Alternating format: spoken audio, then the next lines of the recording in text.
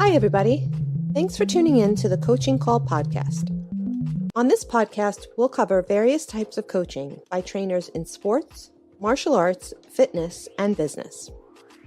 We'll discuss each coach's methods to getting the most out of their respective athletes or clients and how they attempt to change the platform in which they coach. Join us on a fun adventure as we discuss unique coaching styles. Coaching is a universal part of how we get others to get something done. Join your host, Rafael, and his guests on this unique journey in coaching. Hi, I'm Sifu Rafael, and this is the Coaching Call podcast. If you enjoy this episode, please subscribe and leave a review. This episode was made possible by listeners like you. Allyson, thank you so much for being on Coaching Call. How are you this morning? Oh, I'm good. How are you? Exceptional. Getting better every day. I'm so happy that you took the time to be here with us. I'm super excited because of what you do, right? Nutrition. Oh my gosh. Why is it that so many people chase everything and forget about that part? Oh, there are probably a lot of reasons for that. I think it all depends on kind of what a person's motive is for trying different things, but also there's so much information out there that if we're getting frustrated, we'll jump to the next thing because there's always something else we can try all the time. So a lot of times people are trying all these different facts, if you will, right? Things that some celebrity put out there. Yeah. And it's almost like I overheard somebody talking about somebody who owns a gym. I think it was Tony Robbins. His friend owns a gym. And the guy who owns the gym gets a little bit upset because you have all these influencers who come in, take pictures, but don't work out.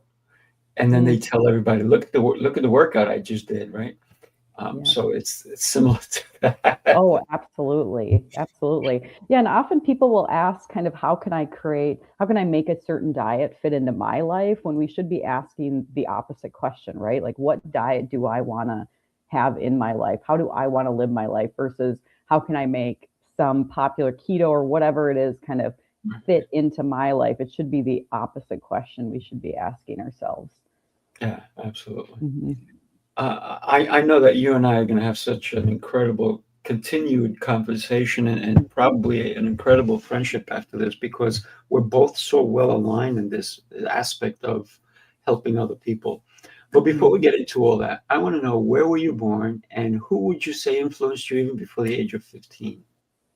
Oh, gosh. I was born in a small town in Minnesota, about 10,000 people. So very small.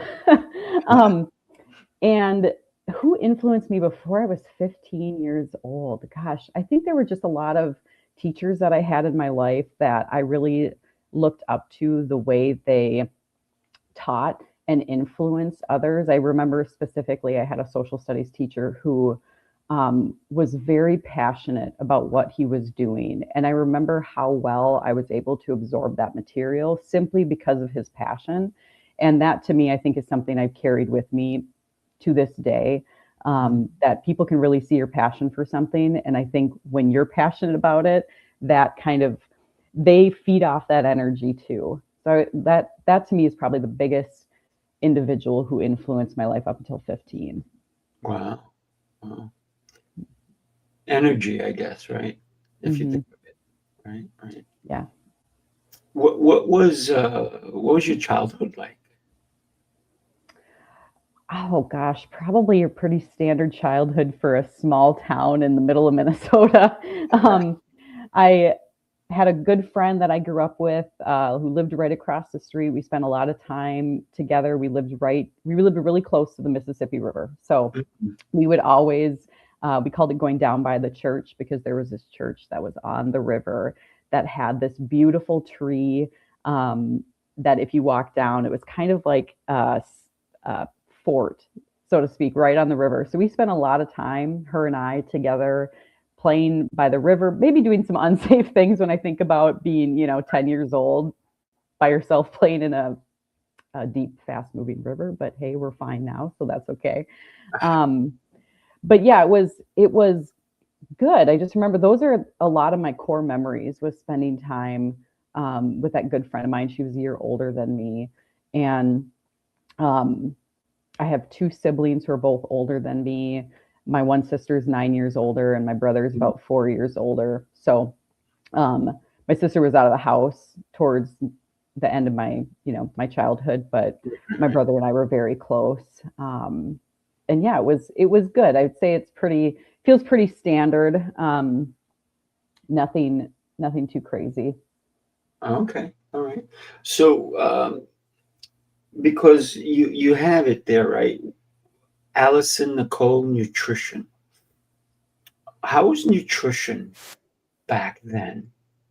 Because I know mine was terrible. Yeah. Same. I think for me, when I think about nutrition and how it's evolved in my life, back when I was a kid, I don't know, I was very aware of my body size, what I was eating. And I think that was a direct relation with my own mother's relationship with food. I think that really shaped kind of the rejection of diet culture I have now, because at the time it was very much diet culture. And so I just recall going to friends' houses and they had certain foods that maybe weren't allowed in my house, and feeling kind of out of control of some of those. I reflect on that now, and where I eventually ended up is not surprising to me, because nutrition back then, it was very connected to body size, and also very connected to guilt and shame around certain foods. So I would say there wasn't that would be where I would say my start of my unhealthy relationship with food had started, that I no longer have today, but we'll get to that. We'll get to that. It's very interesting. You're making me think of when I was a kid, my friends and I, we would go to the deli, and I always looked at my friend's older brother. He always got a hero. I mean, this big thing, and it was ham, Swiss, lettuce, tomato, mayo, and then he would put chips in it and eat it. And I was like, oh man. So I said, I'm going to up him. And I used to put chocolate chip cookies in it. Oh my God. It was good because I made it. I thought it was good. And my other friends they were like, oh, that's good. And so we would go between potato chips and cookies in our sandwiches. Not the right kind of, plus deli meats are not the best thing. Yeah. But we were kids and we were dumb, right? And we ate everything and anything you could put in front of us.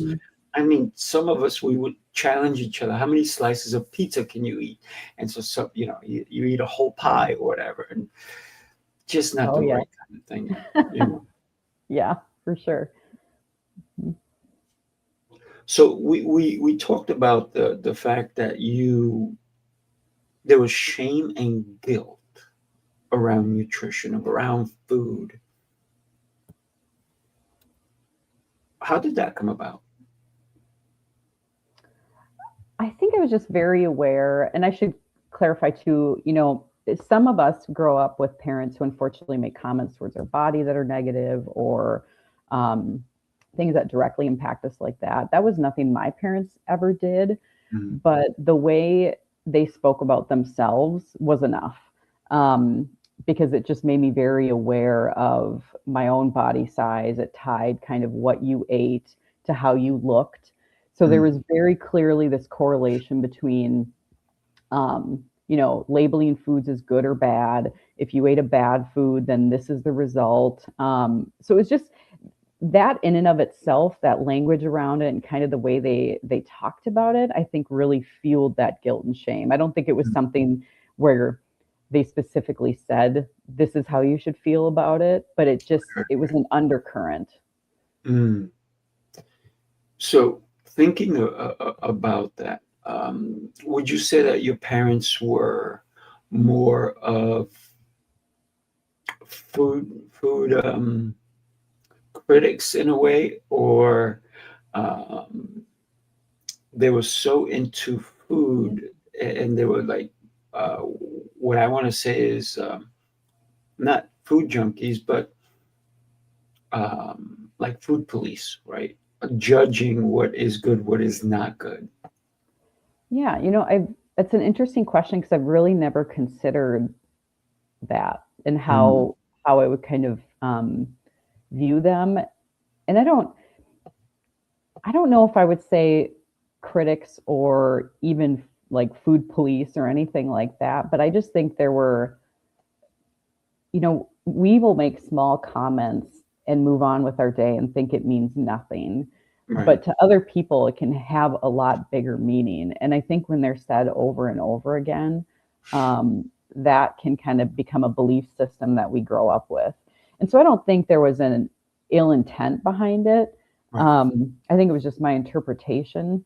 So I don't know if I would say they were food police or anything that was very overtly extreme. I think there were just enough kind of little comments to plant some seeds in me. And then not only that, when I was in my early 20s, I kind of ran with that belief system. I didn't do anything to kind of counter it. It was this is how it is. So I would think they more so just kind of fueled it a little bit. Gotcha. Mm-hmm.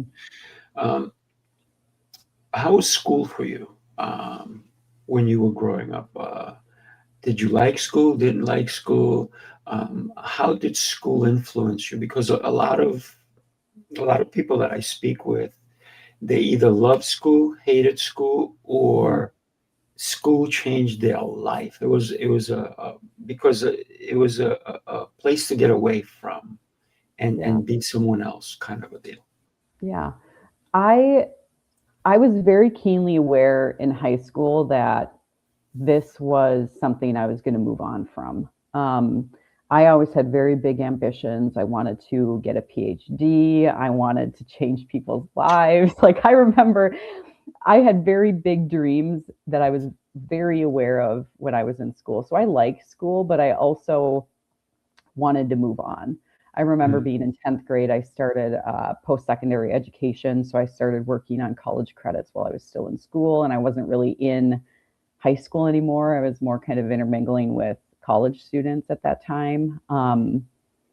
And I feel like it was good, but I also was over it, if that makes sense. Like I was ready to move on and kind of become an adult and get my education and further it in college. And college was just something that was even better for me because I was actually able to put all of my energy into something that I really cared about. And at that time, it was criminal justice and sociology is actually what I had my bachelor's in.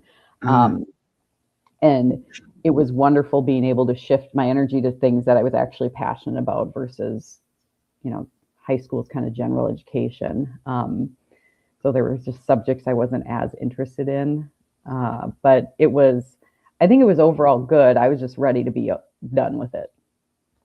Did you pursue criminal justice? Yeah. So for a long time, initially I had wanted to be a police officer, then realized like, that's not for me. I need some time to think when it comes to Mm, working with people. And so that was when I shifted my profession to be a probation officer. So I have a degree in criminal justice sociology with a minor in social deviance too. mm. That's interesting. Social obedience. Oh, deviance, Oh, not deviance. obedience. Yeah, Social, deviance. but I like the word I said. Yeah. Because if you're deviant, then you're not going to be in the obedience part, right? Yes. So a corrections officer, and how long did you do that for? I'm still a probation officer, actually. Oh, okay.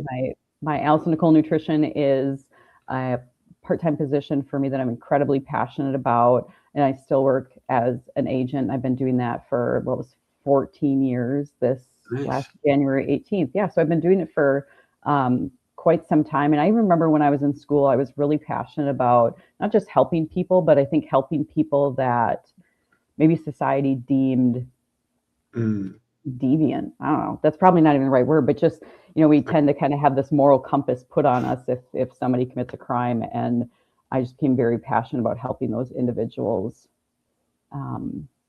just come back into society and give them a welcoming hand to do that. And I liked, the thought of being a police officer is really, that's a in your face moment. You have to kind of come up with a solution, whereas as a probation officer, you have some time to think and work with the individual, and it's not about immediate results. It's about kind of helping guide them. Yeah, that's a great way of thinking, that you can actually make a difference, right? That you can help them acclimate, if you will. I'm sure that somebody who's been incarcerated for some time, they lost touch with the reality of outdoors, of outside, of just going to the store. I mean, even shopping or taking transportation or anything like that, because there's none of that, right? Yeah. You go buy your own clothes or shop or anything like that. Not that they're going to forget, because I'm sure if they did it, but if they've been there for quite some time, even 15 years or 10 years, that's quite some time to be away from all those activities that can definitely impact somebody in the moment. Even, right? Yeah. Are there programs that you know of that actually help somebody say, hey, you know what? When you step outside of these walls, this is how you're going to do things. This is what you're going to face. Is there programs like that? Oh, absolutely. And I recognize that every state in the country is very different in where they're at, maybe with evidence-based practices. But the state of Minnesota, I've been very fortunate to work in a state that is very forward-thinking with what research is showing helps people. And we know through a lot of cognitive behavioral interventions and cog programming that's kind of what helps people reintegrate into society. There's kind of the technical pieces of it, helping someone get their driver's license back and reducing some of those barriers. But when it comes to changing our behavior, truly, that comes from within. So it's kind of neat because it bridges the gap between what I do in the criminal justice world with how I work with my nutrition and personal training clients now. It's the same kind of tools that are used. So there are a lot of programs just within my department alone.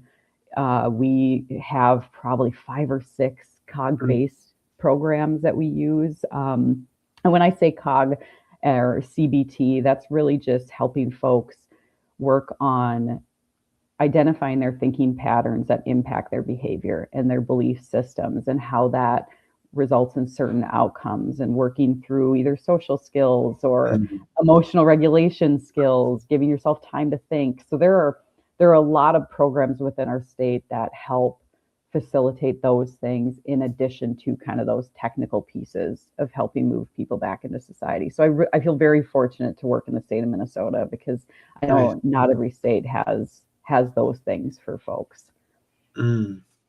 Yeah, thank you for sharing that with us, because I didn't know, right? So if I'm not in it, I don't know. So thank you for sharing that. You've enlightened me today. So with that in mind, being that obviously you're female, are you working with females or are you working with both? No, I work with both. I work with primarily adult men.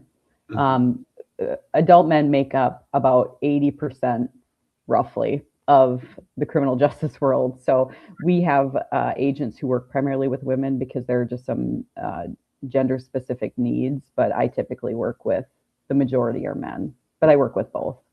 Gotcha. So we talked about in your 20s that you started looking at nutrition a little bit differently. How has that evolved from when you were a kid to even today? How did you really say, this is something I'm going to be passionate about? How did you get into it? Because a lot of people, like when we started, we said a lot of people don't even think nutrition. They think I need to go get a job, I need to make money, I need to buy a house, I need to do this. And in the process of doing that, they lose the real connection to how healthy they feel. because Yeah. they're chasing everything else and forgetting the most important part. Yeah. Well, I had to do everything the wrong way first before I realized what might be the better way to do things. And Mm, I look at my 20s and it was almost uh, evolution the wrong way. I mm, had been going to college and was kind of starting to double down on those really unhealthy behaviors. And, every little thing was continuing to reinforce my disordered relationship with food. So it was labeling things as good or bad, um, maybe under eating and over exercising. And it really progressed when I started running. Then I added just more exercise on top of it. And it actually wasn't until 2020. So I was 32, I think. My math's probably bad, somewhere around there, where I had an opportunity to slow down and realize that, my entire 20s, I was over exercising and under eating and had a really bad relationship with food. And by 2020, I remember I had ran a marathon the year prior. I was also going to boot camp classes on top of that. mm. So I was training 4 days a week and then also doing boot camp classes 3 to 4 times a week, plus trying to eat at a certain low calorie amount, which was Wow. miserable. Yeah.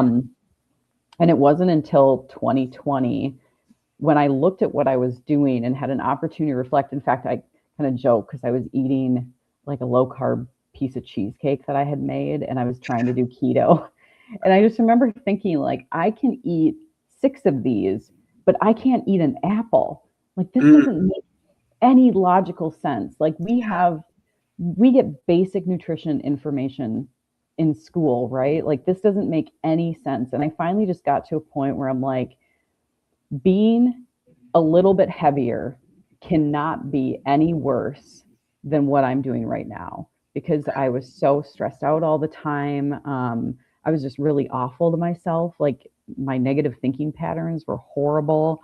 And I just got so tired of it. And to me, that was what changed my relationship with food. And I know from others from the outside looking in at what I was doing, I would get commended for for the way I was eating and how healthy I was and all these things. And internally, it was not good. I was very awful to myself. Was I eating really well from the outside looking in, but internally, I was, all I was wanting was maybe some candy, like just some Sour Patch Kids, for God's sakes. And I would do that. So I was in this cycle of restricting and binging, and then restricting because I binged, and it was over and over and over again. And that started, my 20s weren't like that. And then eventually, when I was in my early 30s, that's what my life had become. Just a huge cycle of guilt and shame. It was like a snowball that just got bigger and bigger and bigger. And finally, I couldn't do it anymore. So I think a lot of times, people talk about like rock bottom or getting to a point where, whatever they're trying not to do cannot be worse than what they're doing. And that's kind of where I felt like I had to change some ways about what I was doing. And then I did. And now it's like I've seen the light. That's what it kind of feels like is, oh, yeah. weird how much our mindset really impacts what we do and our relationship with food and how much that impacts Mhm. our outcomes. It's incredible. Yeah, absolutely. I love the concept of guilt and shame. And one of the things is that a lot of people, because they feel that, they do the wrong things over and over and over again. And they keep going into this cycle of, wow, now I'm ashamed. Maybe I put on so much weight, or I'm not eating healthy. Maybe I'm on medication. But because it's become a vicious cycle, now they're doing it in private. So they'll go home and they'll Mm-hmm. binge eat. So one of the Mm-hmm. things that I always say, and it's very interesting, that whatever you eat in private, it's going to show up in public. Mm-hmm. So if we can stop that crazy cycle and we can say, I'm eating because I want to feel good, not because I have this emotional eating. Talk to me about what you think about emotional eating. I think that emotional eating is just somebody not dealing with the emotion. Yeah, and I think with emotional eating too, that eating is a coping mechanism. It just is. And I feel like when we eat to maybe suppress emotions, we need additional tools in our tool belt. When I work with clients, I don't talk about necessarily getting rid of their emotional eating, because once again, it's a tool, it's a coping mechanism, but let's Mhm. find other things to try first. And maybe those other things we try will actually help you more than the eating will. And so it's just about adding tools to someone's tool belt versus it being the only thing that they look for. And I think a lot of times emotional eating, I always have a question, like, is it emotional eating, or is it over restricting that Mhm. that in and of itself is causing a lot of distress and emotions, and then you're eating because of it? So is it truly like, I'm sad so I'm going to eat, or is it, gosh, I've eaten 800 calories today, I'm going to eat, oh no, I'm just so emotional and I'm eating too much? I think there's a lot of, like, is it really emotional eating, or is it over restriction? Because I know I labeled mine as emotional eating, but the reality is I was over restricting. Right. um, and there's a different response to that too, because then it's eating a little bit more. And you talk about kind of hiding food, and gosh, I remember I would eat all this stuff and then like stick it in the garbage can and hide it underneath like the wrappers from my Mhm. husband. And at the time, it was, you look back on that and you realize kind of what you were doing in a different light, but at the time that was normal for me. Right. And I think that it's a big sign that you need to do something different. And for me, I always felt like that equaled, oh, I must add more rules and restrict more, when the reality was that I needed more permission. Yeah, yeah. Well, that was the guilt and shame speaking, especially if you're hiding Mhm. it from your husband, right? Oh, Because yeah, absolutely. I don't want to be judged, right? I don't want to be. Yeah, Nobody wants to be judged. yeah. Anyone that you speak to is like, "Do you want to be judged right now?" Like, no, I don't want to be Hmm. judged. So when we can let go of that, I think that's where the freedom really starts. Yes, Um, absolutely. when did that start for you? At that time, when I shared about 2020, when I was eating that piece of cheesecake at my desk at home, I feel like it was in that moment where things really changed. Mm, At that time, I kind of had some conditions. I was no longer going to restrict my food. I was counting and tracking all of my calories. I was quit doing that. I also agreed that I wasn't going to weigh myself for 3 months. I was literally just going to eat whatever I wanted, and um, I told myself, commit to it for 3 months and just see what happens. And I also, in addition to that, if I had a negative thought about my body, what I would do was replace it with 4 to 5 positive things. nice. And that reframing was incredibly beneficial, because it helped me realize, like, if I'm looking in the mirror and I'm saying one negative thing about myself, I'm going to focus on that thing. But if I start naming some other things, like, okay, maybe I don't like my stomach today, but these legs got me through a marathon and that's really great, or I'm having a great hair day, or whatever it is, um, it just it changes the way you think. And I reframe to, if I had a day where I didn't really feel like I looked good, and we all have those days, and we're kind of, the things we say to ourselves, oh, I look so gross, or whatever we're saying.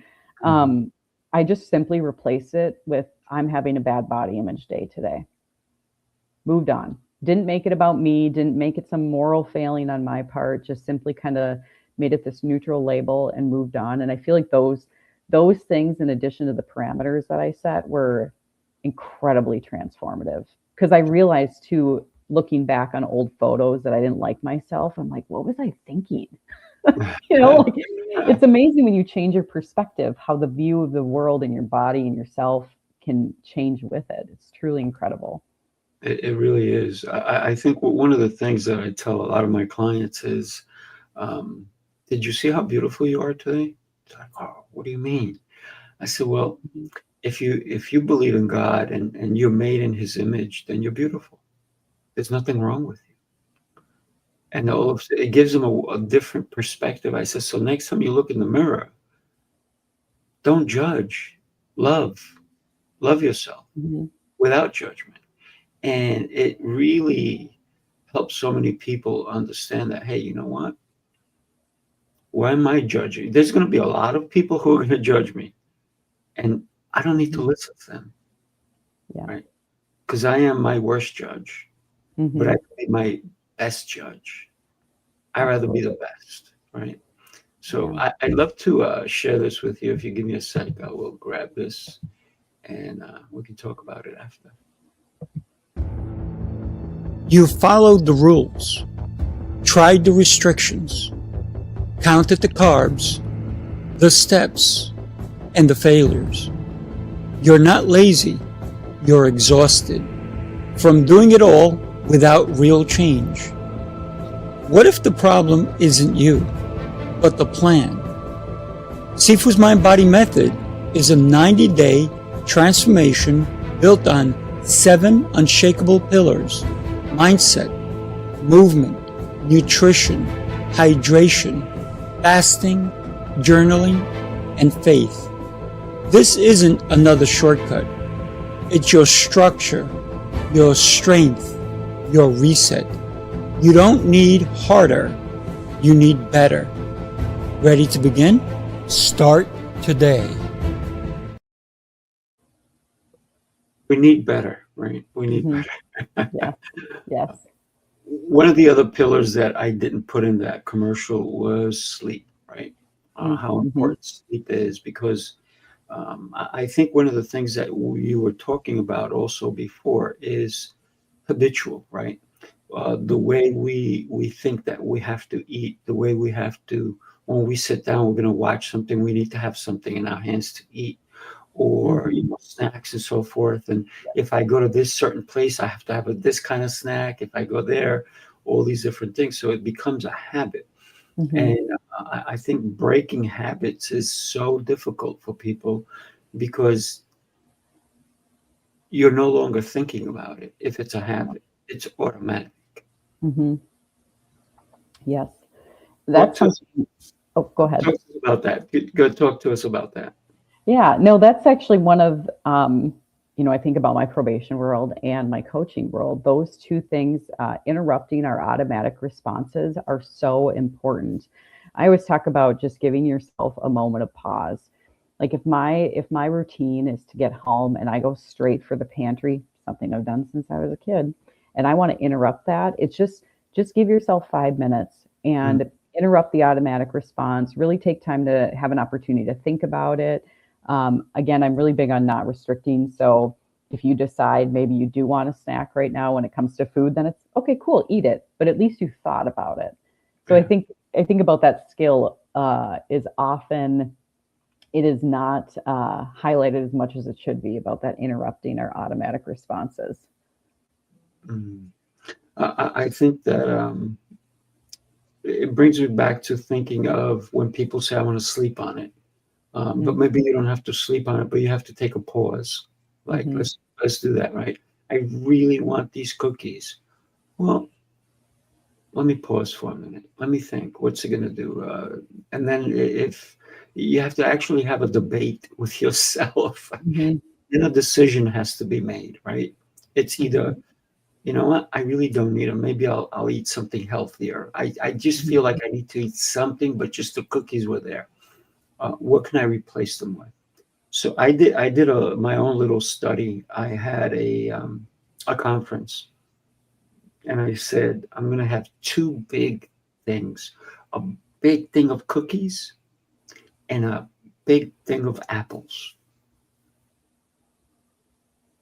One apple was eaten. One, or I should say, one apple was taken. All the cookies were gone, and people were like, because there was a little crumbs. Like, oh, what happened to the cookies? Mm-hmm. You have more. I said, oh, I'm sorry, but I do have some apples. Oh, that's okay. They didn't want the healthy because what we see, we want. Mm-hmm. If it triggers something, so there's a trigger to a habit, right? If something triggers it, then that's what we want, right? You want a milkshake, you want a hamburger, you want pizza, you want the wrong things. It's because there's some trigger. A smell can trigger it, right? It's almost like when you're out somewhere and you hear a song, it triggers a thought. Well, I remember I heard that, and I remember who I was with, or what I was wearing, or what I was doing. So I think that there's so many triggers that we have to be aware of, and then do that thing that you just talked about, is take the pause. Yes. Right? Yes, So absolutely. Mm-hmm. when did you decide that you wanted to get into the field of helping others accomplish what you understand? It was around maybe 2021.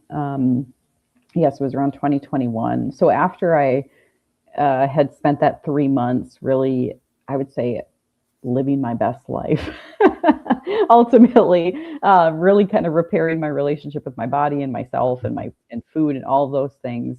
Um, it literally felt like I had seen the light. I don't know how else to describe it. I know that sounds kind of cliche and cheesy, but it felt like, for so many years I had spent my time saying to myself, how is it so easy for them and it's so hard for me? I spent Mm, years saying that. And it finally was like it clicked. I'm like, this is why it was easy for them and hard for me. I had a terrible relationship with food, I had all these other things. And, for so long I was avoiding doing the thing that I really needed to do. And so it was kind of in that moment that I looked at my career as a probation officer and my passion for helping people in that field. And with the skills that I have through probation, it's amazing how similar they are with coaching. And I've always been passionate about nutrition mm, and this in this side of the world. And I just looked at that and I wanted to bridge the gap and make sure that people could also see that it didn't have to be so hard. So it was around 2021 when I got my nutrition coaching certification, started. I myself got a nutrition coach to kind of see what it was all about, see how it worked.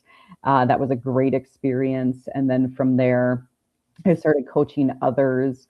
And then most recently, I became a personal trainer as well. And really, that's been a gift. It's been so fun. mm, And that's why I'm so passionate about it too, is I hear a lot of people that I work with echoing kind of the same sentiments that I shared when I was really struggling with my mindset and kind of what to do with it. And it's exhausting. And yeah. my biggest thing is, like, it doesn't have to be so hard. That's kind of what I always like to say. It doesn't have to be this hard. Mm. But yeah. One of the things that I do with my clients, especially in the method, is I tell them that your food is going to talk to you. And they're like, yeah, yeah, I don't see my food having a mouth. I don't see, Mhm. the shrimp talking to me or the lasagna talking to me. I said, but Mhm. it will. Give it 90 minutes. It will talk to you. The way you feel is your food talking to you, because your body is this incredible machine, and it does communicate with you.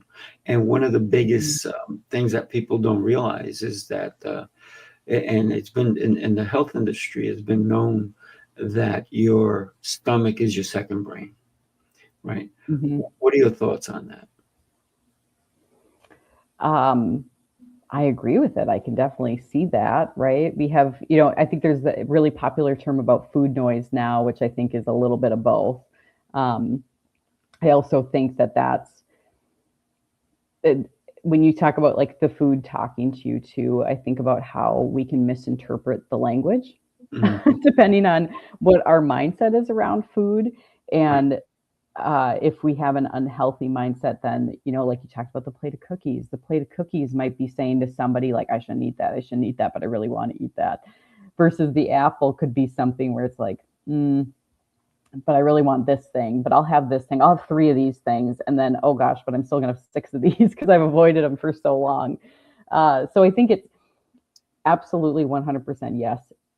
Our food talks to us and it is our second brain, but the response takes us longer, right? We know that if you eat something, it can take some time to really, for our brain to catch up.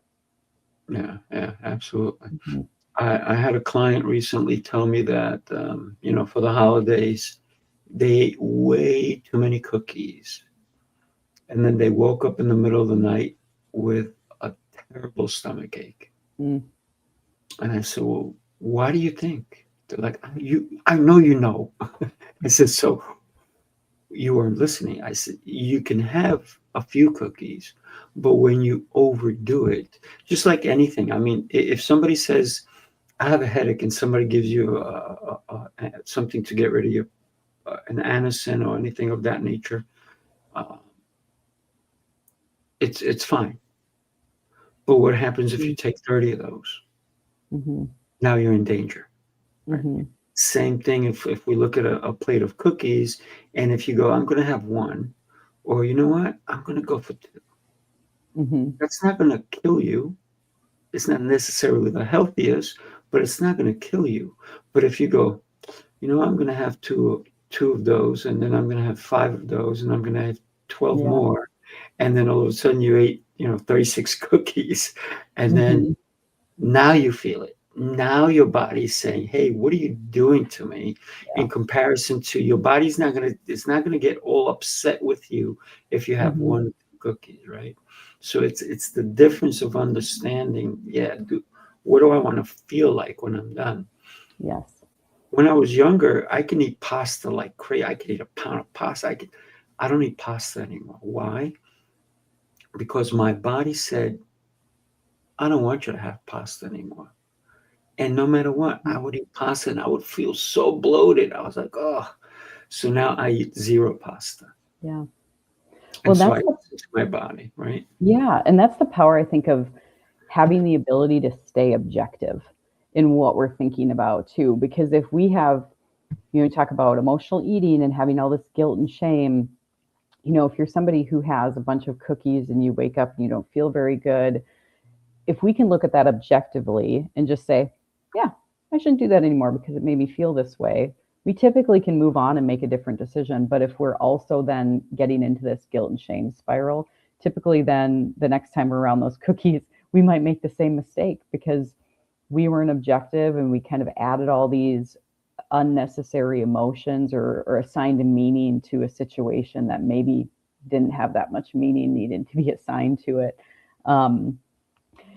But yeah, I think that when I hear you talking about that, the first thing I think of is just being able to stay objective with our choices, especially if it's like, this doesn't make me feel good anymore. I recently said to my husband, I love sweets. I love sweets. Oh, and me I too. said to him, I said to him, I was like, I don't know what I ate particularly that day, but I know I maybe had more sweets than my body wanted to. And I remember telling him, like, I don't know what's wrong with me. I think I'm getting to that age where like I can't eat as many sweets as I used to. And of course, he's like, welcome to getting older. But I'm like, I never thought I'd utter those words. This is amazing. But, if you can stay objective, it's so much easier to change your behavior too, because like I said, you're not assigning this false meaning to things. And you can just move on with your day. That's okay. Yeah. I showed you this earlier, and yes, it's Cookie Monster, right? Yeah. And I just think he's hysterical, right? So I can't recall the last time I had a cookie. But I used to love to eat cookies. I would buy cookies and keep them in my cupboard. I don't buy cookies anymore. I don't keep them in the cupboard. And one of the things that, like I said, we sometimes eat with our eyes. And we're like, oh, I'm so hungry. I'm going to eat. Oh.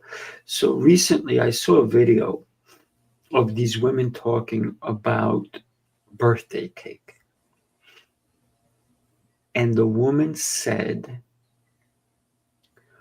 I'm going to eat my weight in birthday cake.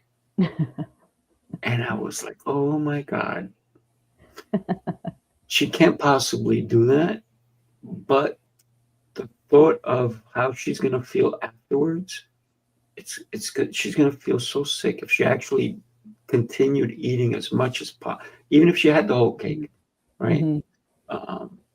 But so a lot of times when we'll say things like that, I don't know whatever happened with this woman or if she actually did it, right? But my thought was, you're saying that because you don't value longevity. Because if you continue eating this way, you're shortening up your lifespan. And that's my feeling. That doesn't have to be your feeling or anybody else's feeling. And so the reason I say that is because in the method, we teach people that eating out of a bag, a can, or a box is not the healthiest. So every day I go to the market, I'm getting avocados, tomatoes, everything's fresh. Buying everything fresh, cooking it every day. And once in a blue, yeah, I do go get food, at a restaurant or whatnot. But it's rare now that I'm like, oh, I want to go eat out because the food is so good. Usually, I'm usually disappointed when I go eat out because I'm like, oh, so terrible. But at home, I got to tell you, my home is the best restaurant I've ever been to. And I tell that to my fiance because COVID made her a chef that she never was. And the funny thing is, I used to cook a lot before COVID. And my kids love my food and all this stuff. But now I'm like, oh, I'll cook. She goes, no, you don't cook. I'll cook. And she's amazing at it. And a lot of the cooking that she does is stuff that I taught her how to do, how to make. And so she'll make it. I'm like, oh my God, this is the best. She goes, but you taught me how to do it. I said, yeah, but you made it better, right? And so it's interesting because every time we sit for a meal, and it's every day, right? I say to her, this is the best restaurant I've ever been to. And she kind of laughs. And I'm like, this is the best food. She goes, but you had that yesterday. But she'll say, do you mind eating this? We're going to have salmon today. I'm like, oh, I love salmon. She goes, but you had it yesterday. I'm like, yeah, can't wait to have it today. So for me, it's not about, I have to go and get fancy. It just has to be good. And I know how well it's made at home compared to in a restaurant where I'm not in the kitchen. I don't know how much salt or anything they're putting on it. Right? Yeah. Well, and I think too, people get scared of trying different things or learning to cook foods in a way that they enjoy them. Once again, because there's so much information out there. I remember when I was really struggling with food, I always thought like my vegetables should be steamed. They should be a certain way. I shouldn't use butter. I should do all these things. And gosh, my vegetables were awful. There was no flavor. They weren't very good. And now I've learned, it's better to cook them in a way that you're going to enjoy them and you're going to consume them than in a way that's why people aren't sticking with things because they don't enjoy it. And if you can kind of branch out, try different things, try different ways to cook things, cook fresh food like you're talking about, then you make it fun and you take out this, once again, kind of this guilt and shame of stuff like, oh, I shouldn't be doing this or I shouldn't be doing that. It's like, how about we start at baseline? Just find what you like. Just let's start there.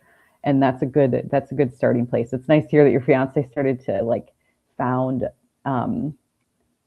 cooking to be such a joy throughout the pandemic too. Meanwhile, when I first met her, all she did was eggs. She made scrambled eggs. Oh. And that's basically all she did. And now she makes all these incredible dishes. And it's really interesting because when I cook, I use spices, but I don't use salt when I cook. I use spices to give it flavor, and I have no sugar in my house. There's no white sugar or cane sugar or any kind of sugar, and so there's none of that, right? It's because I don't use it, right? So, and then she doesn't use it now either. But Mhm. prior to that, she probably would have. Uh, Mhm. it's very interesting when we can start to, when we get rid of the sugar, we can actually start to taste food. Mhm. That's my feeling, because a lot of times I'll have broccoli, but I'll put nothing on it.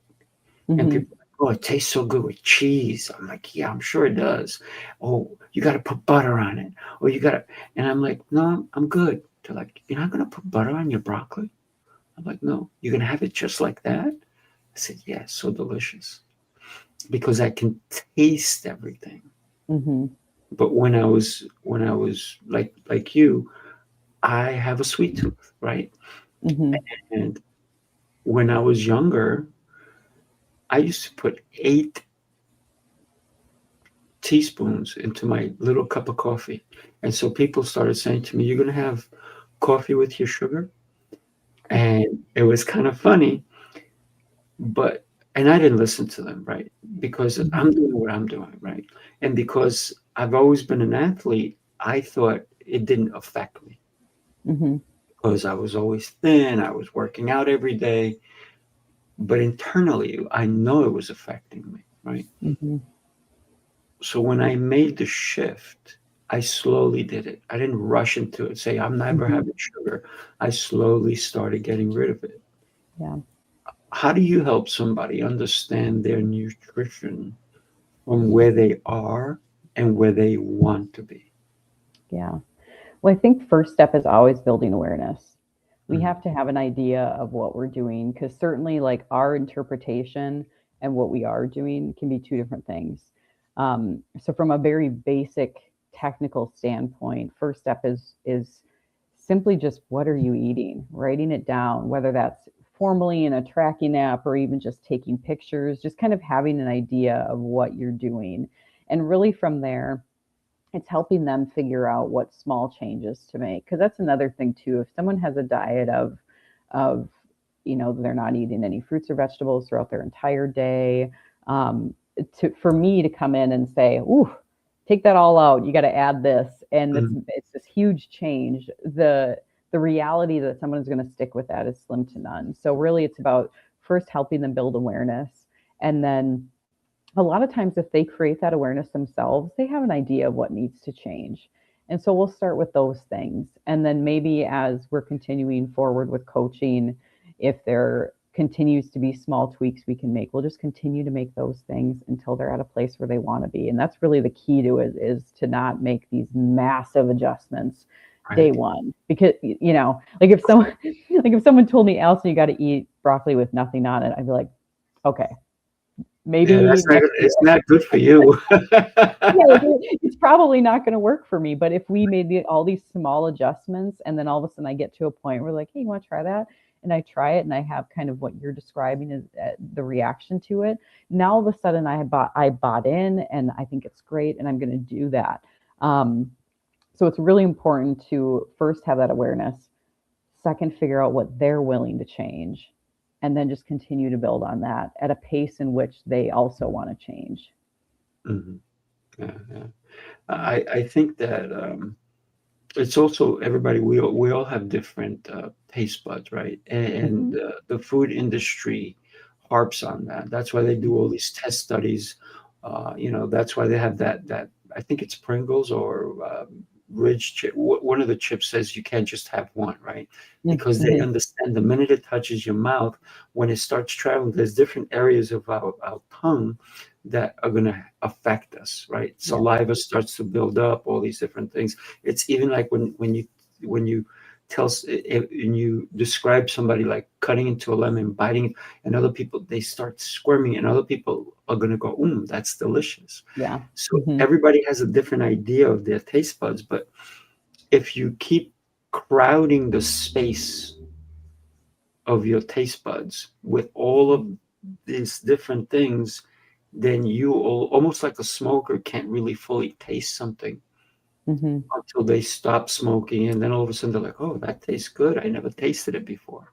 Right? Because I've helped people stop smoking as well, and it's very interesting when people can say, "I never tasted that before." Yeah. But you've eaten it. Yeah, but there's a difference between just eating it because it's a habit or eating it because I want to enjoy it. Yeah. I think there's a little bit of a difference there that people can start to understand, that we can enjoy foods. And when, for me, I used to put salad dressing on my salads and all that stuff. None of it. And because I taste everything. And prior to that, I felt like I had to camouflage it or hide it, right, with all the sauces and stuff. And now all I do is I put MCT oil on it, right? It's very healthy. And so people are like, "You're not putting anything on it?" No. How are you going to taste it? I said, "Well, this is a tomato. This is an onion. This is that. That's what I'm tasting." You know what you're tasting? You're tasting ranch salad dressing. That's what you're tasting. You're not tasting the food itself. So it's very interesting when I have these conversations with people. Yeah, absolutely. I want to share one more video with you, if that's okay. Take a look. The city never sleeps, and neither do the dreamers who build its pulse. From every corner of the globe they come. Visionaries, creators, leaders, each carrying a spark ready to ignite the world. This is not an event. It's a revolution of rhythm and reason. A symphony of minds. A movement of momentum. Sifu Rafael, Lancelot, Jose Escobar. Together they set the stage for brilliance. This is the NYC experience. Mastermind, light up the city. They coming from the east, coming from the west. Knowledge on deck, put the truth to the test. Leaders in motion, hearts in sync, dropping wisdom so deep it'll make you think. They bring stories, sweat and flame, different faces, one shared name. Elevation, that's the sound. NYC experience, mastermind, where purpose is found.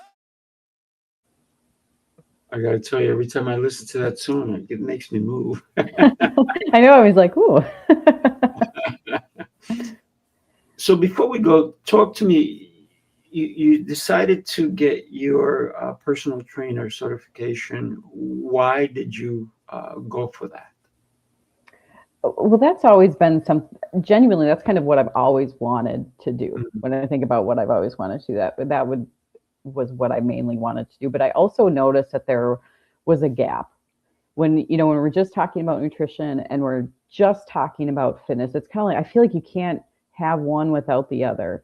So there were a lot of times where I was working with women who I was working with them in nutrition coaching, but their workouts weren't necessarily supporting them in a way that they could maybe get the results that they were looking for, and vice versa. So that to me always felt like the missing piece of it, which is why I pursued that. That makes a lot of sense, because it is true. I think one supports the other, right? Oh, absolutely. I see a lot of people who work out super hard and then they go eat junk. It's very interesting. And I used to take a lot of pictures at the backs. I used to go in backstage with bodybuilding competitions and so forth. And you see all these incredibly ripped people the minute they finish competing, because they knew that in order to be striated, to show every vein, every muscle, every striation, they needed to give up things. But backstage in their bag, they would have a big bag of M&Ms. As soon as they finished competing, they would be like, muffins or whatever it is. And I was like, huh, that's so interesting. I said, so you did all these things so you can look good, but now you're doing this thing to feel good. I said, you should somehow connect that, right? Yeah. So that you look and feel good the whole time. Yeah. Well, that's a see this demonstration of, connection, right? yeah, So that's a big demonstration of over restriction too. If we're over restricting to get to a certain physique, which is bodybuilding, right, to a certain extent, because they have to look a certain way, it can have the opposite effect when we're done with it. So yes, having pairing them both together is where kind of that middle ground is, the gray area, the good stuff, so to speak. that's where your happiness came in. Right. Absolutely. Yeah. Absolutely. I think the 3 months was a great call for you. Yeah. Yeah, it was good. I would highly suggest it to to most people. Just give yourself a break. 3 months. Try it out. I'm a big person. I'm a big like I said, not restricting and really giving ourselves the freedom of choice that I like to say. So it's like just try something for a little bit, be objective with it, and you can always go back. Like, Yeah, that always exists. We have freedom of choice. So yeah. I like what you just said, freedom of choice. Allyson, thank you so much. Before we go, I want everybody to be able to connect with you. So your website is going across the bottom. Tell us what they can expect. You have 45 seconds to a minute. Tell us what they can expect when they go to your website. Well, you'll learn more a little bit about me and kind of what sort of methods that I use to help coach. I also do have a blog with a bunch of different blogs on it and some individual resources in there too that you can check out. And ultimately, there's also a macro cheat sheet as well that I have. Sorry, I've added some things, so I'm trying to remember. But ultimately, you can get to learn about me a little bit more and also how I can help you. Yeah, absolutely. So everybody do yourself a favor and connect with her, right? So it's AllysonCoaches.com, right? Yep. And I got to tell you, it'll be a worthwhile conversation. And if you need to make a difference in your life, definitely connect with her. I can tell that your passion is there. Thank you again for being with us today. And I look forward to having you on my other shows because I do have 10 shows. Just 10, just having some fun here. Just a little bit of fun. But thank you again. And everybody do me a favor. If someone you know needs to listen to the messages that were delivered today, share this show with them. Thank you so much and have yourself an incredible and blessed day. Allyson, hang on a second. Everybody else, next time. Take care.